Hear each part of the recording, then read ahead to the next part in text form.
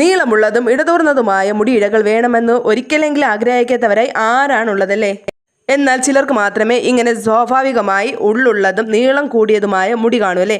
അങ്ങനെയില്ലാത്തവർ മുടി വളരാൻ എന്ത് ചെയ്യണം? മുടി വളരണമെങ്കിൽ മുടി വെട്ടണം കേട്ടോ.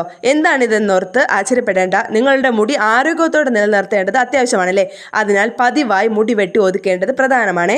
മുടി ആരോഗ്യകരമായി നിലനിർത്തുന്നതിന് ഓരോ 4 മുതൽ 6 മാസം വരെ കൂടുമ്പോൾ മുടി ട്രിം ചെയ്യുക. ഇത് മുടിയിൽ ജട കൂടുന്നതും മുടിയുടെ അറ്റം പിളരുന്നതും ഒഴിവാക്കും കേട്ടോ. കൂടാതെ മുടി ആരോഗ്യത്തോടെ വളരുന്നതിനും സഹായിക്കുകയും ചെയ്യും.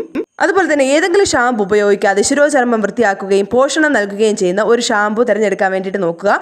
ഈ ഘട്ടം വളരെ പ്രധാനമാണ് കേട്ടോ. പ്രത്യേകിച്ച് നിങ്ങൾ മുടി കൊഴിച്ചിൽ നേരിടുന്നുണ്ടെങ്കിൽ സൾഫേറ്റുകളും മുടിയുടെ വളർച്ചാ ഉത്തേജക ഗുണങ്ങളും ഇല്ലാത്ത ഷാമ്പു വാങ്ങാൻ വേണ്ടിയിട്ട് ശ്രമിക്കുക. അതുപോലെ തന്നെ ഹെയർ മാസ്കുകൾ പോഷകങ്ങളും ഈർപ്പവും ചർമ്മത്തിലും നിലനിർത്താൻ സഹായിക്കും കേട്ടോ. അതിനാൽ മുടിയുടെ നീളം വർദ്ധിപ്പിക്കുവാനായി ശ്രമിക്കുമ്പോൾ ഇതൊരു നിർണായക ഘട്ടമാണ്.